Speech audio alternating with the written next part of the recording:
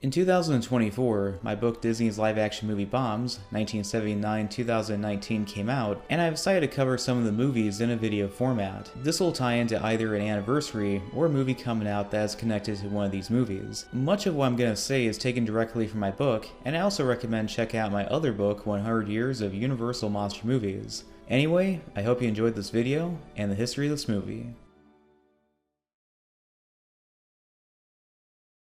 A common quote that many like to mention about Walt Disney is reminding others how a small and simple idea can blossom into something spectacular. I only hope that we never lose sight of one thing, that it was all started by a mouse.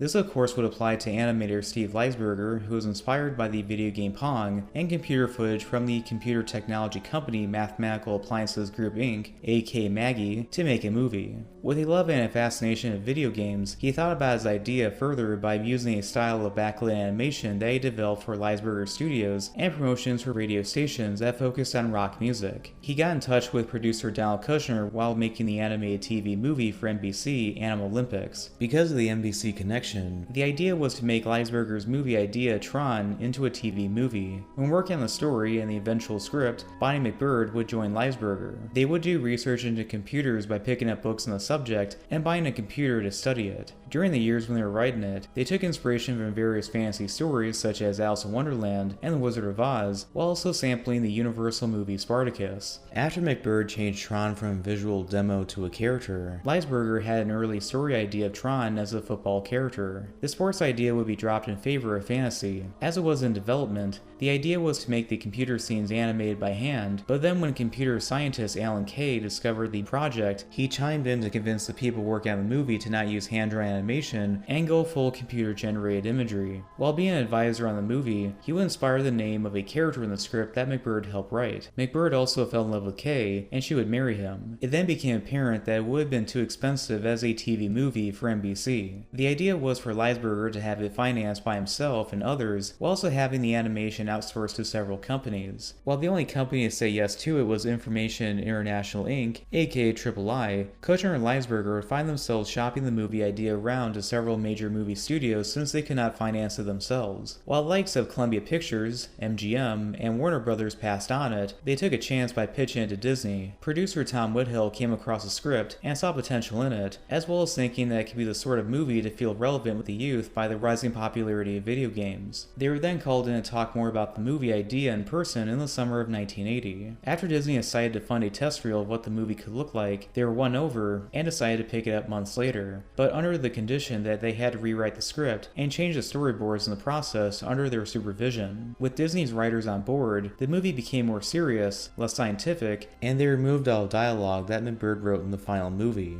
McBird may have written the early script drafts of the script with some input by Leisberger, but it would be changed to the point of her original story not being there. Even with the story changes, Kushner and Leisberger were happy that Disney would foot the bill. When it was just them, they had spent $300,000 on the movie and thought it would cost between $4 to $5 million, but Disney estimated that it would be a lot more, between $10 and $12 million. But Ron Miller, the son-in-law of Walt Disney, had become president of the company that year and was willing to take a chance on Tron. When Bonnie McBird wrote the various drafts of the script, she had the protagonist Kevin Flynn / Clue as a comical character who delivered pizzas for a living. With this description, she had Robin Williams in mind. When Disney got involved, they changed the character to be more serious and cast Jeff Bridges instead. Bridges would later reprise his role in Tron Legacy and play the villain Clue 2.0, while also coming back in Tron Ares. To get into character each day, Bridges would play arcade machines so much to the point where he would get high scores. What would please McBird about Bridges being cast was that he would end up ad-libbing some of his lines to make his character less serious and funnier as she intended. Other members of the cast would include Bruce Boxleiter as Alan Brady / Tron, David Warner as Ed Dillinger / Sark and the Master Computer Program, and Sidney Morgan as Laura Baines / Yori. Peter O'Toole was asked to play Warner's characters, but he insisted on playing Alan in Tron. As for Warner, who got the job instead, he would later act in Mary Poppins Returns for Disney, but personally I know him best as the voice of Ra's al Ghul from Batman the Animated Series. But the role of the movie's only major female character was tough since many actresses were turned off by the idea of wearing the costume and the technical requirements. As far as Cindy Morgan's involvement, she was very brave to get involved because a lot of actresses said, "What am I going to wear? You're going to put what on my head? I've got to have a helmet and headgear and wear all this spandex." and that scared a lot of actresses away.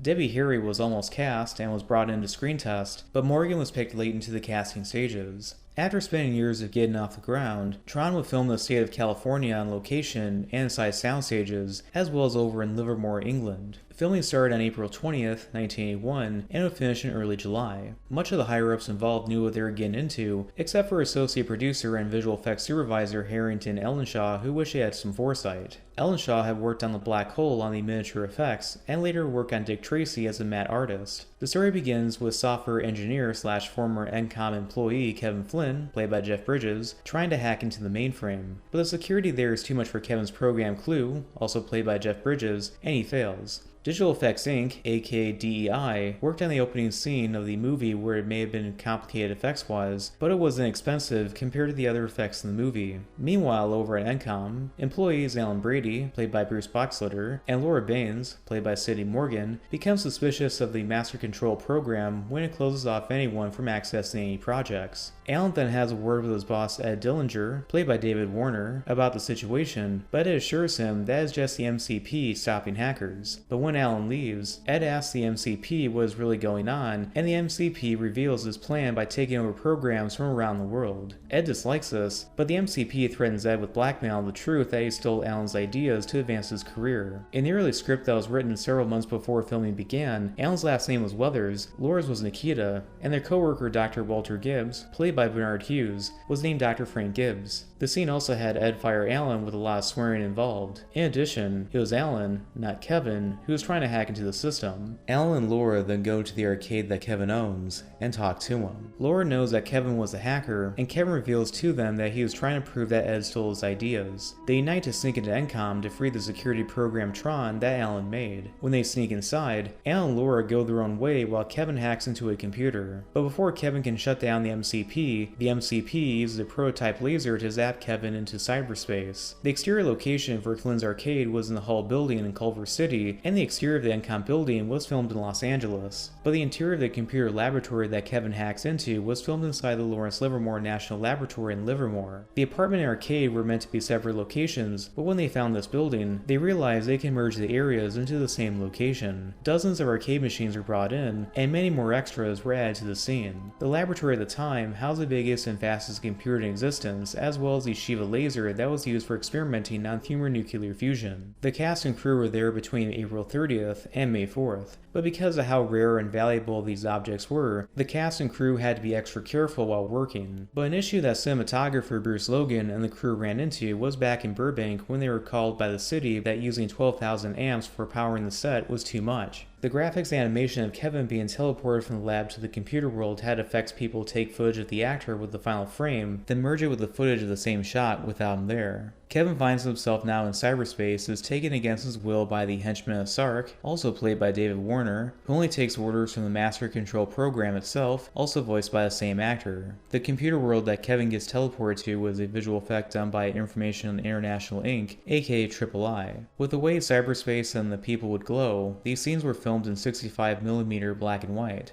35mm was attempted at first, but did not look good when composited. The sound stages that were used were covered in black velvet and flock paper to avoid glares, and so they could be processed out in post-production. They also applied this to the costumes that made them glow. Originally, the good characters were to appear red while the bad characters would look blue. It was reversed since it was easier to use blue than red, as well as the good characters had more screen time. The costume that Bridges wore made him feel uncomfortable, especially with his belt-like jockstrap. This was because he was showing a bulge, and the makers of this movie knew that it wouldn't fly in a Disney movie, which caused them to have Bridges wear the uncomfortable thing. With the costume of the villain Sark, it was partially designed after samurai warriors, and the script described him as a mixture of machine and a reptile. His henchmen wore hockey gear, leotards, and some of the robot costumes from the Black Hole. The MCP then has Kevin fight against various programs in various games. Kevin is forced to play a disc duel and wins, but also meets other programs named Ram, played by Dan Shore, and Tron, also played by Bruce Blackslitter, who are also forced to play games. The glowing disc effect involved multiple layers of mask to make it extra bright. Blackslitter was the reference for live-action disc fights, and Frisbee champion Sam Schultz was the choreographer. Blackslitter at first did not like the idea of working indoors since he had just finished a Western movie that made him fall in love with the outdoors, but working on this movie won him over. These characters being forced to do something they did not like was relatable to the actors playing them. Sometimes C-stands were placed inside their backs of the shirts to make sure they were standing in the same spot where their marks were on the floor. Tron was to glow yellow to stand out, and had multiple discs instead of a single disc. In addition, the actor playing Ram was seen earlier as his co-worker eating popcorn in the office scene, and instead of being forced to fight in the spot, the script had Kevin prepped with a training montage.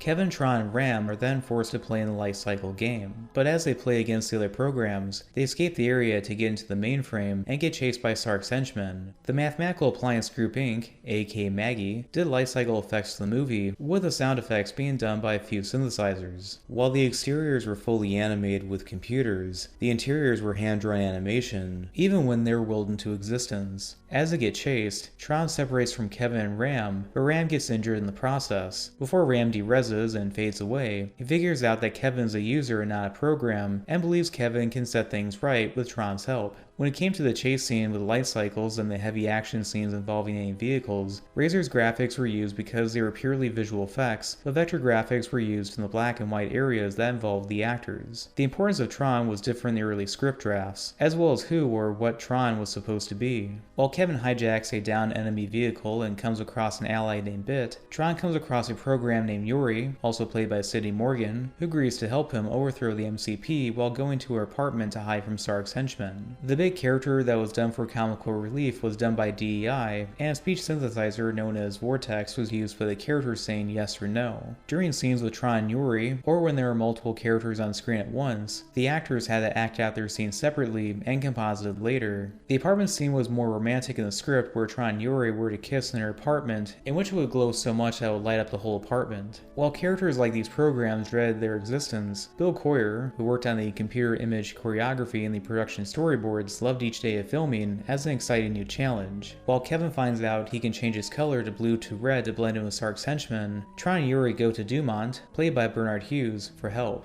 Dumont tells them they can free the system by going to the I.O. Tower. While Tron and Yuri get away to hijack a Solar Sailor going to the I.O. Tower where the MCP's core is, Kevin reunites with Tron and Yuri. The Solar Sailor was filmed inside Stage 4 on Disney's property, and the ship was designed to look like an organic Spanish galleon. But Sark's ship catches up with them, attacks Tron, assuming that Tron died in the process, and captures Kevin and Yuri. Aboard Sark's ship, Sark and his henchmen go to the I.O. Tower while having his ship destroyed to delete Kevin and Yuri. But Kevin uses concentration to manipulate the surroundings to save Yuri and himself. These characters reach the I.O. Tower where inside the MCP's core, but everyone's surprised that Tron is still alive. As Kevin fights the MCP, Tron battles Sark. After Tron damages Sark by hitting him in the head with his disc, the MCP powers up Sark to stop Tron and Kevin. To give Tron a chance, Kevin leaps into the MCP's beam to distract it enough for Tron to throw his disc into the MCP. The design of the MCP tower was by DeepAI was based on a CAT scan machine as a reference. The face was a flat image of polygons that was backlit most of the time until the climax of the movie.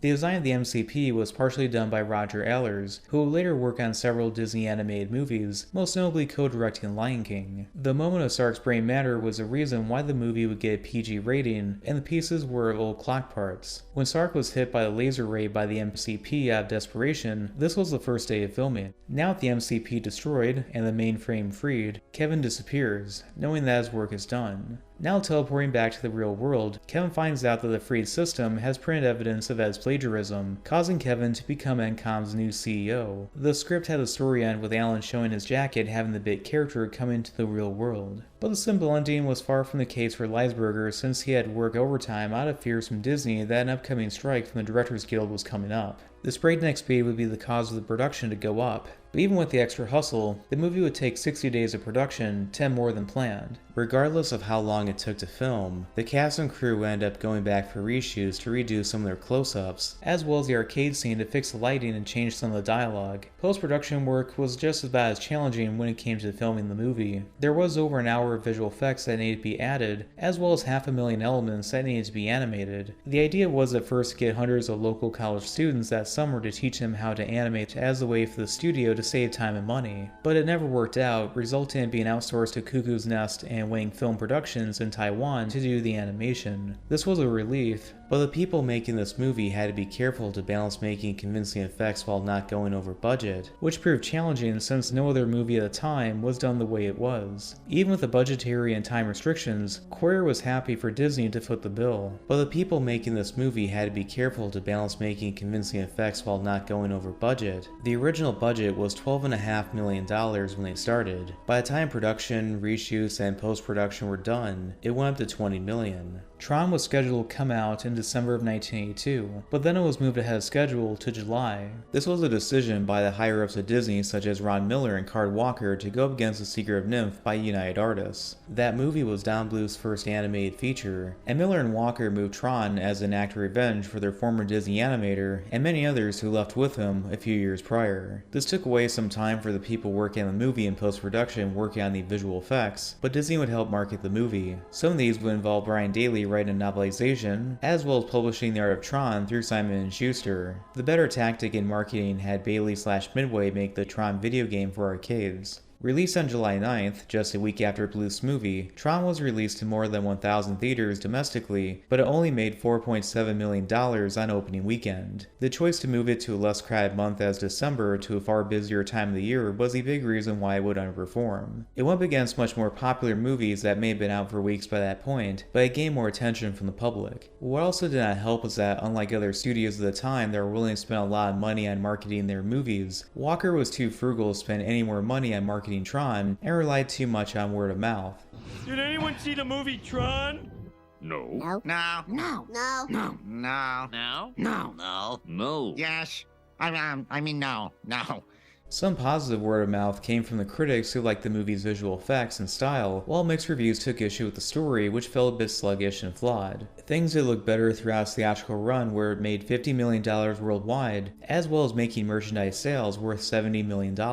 In addition, the arcade tie-in was a financial success, and Disney would make more money on that than the movie's ticket sales. But even though this was the highest grossing live-action movie that Disney released in years, it was considered a financial disappointment, and a planned sequel was canceled as a result. After it was done in theaters, Disney would take a $17 million loss on Tron. Among the disappointed was Miller, who had a lot of confidence in it. The movie's director and co-writer Steven Leisberger would conclude many years later when reflecting on the failure of the movie. It's a little difficult for the audience because I think the audience doesn't necessarily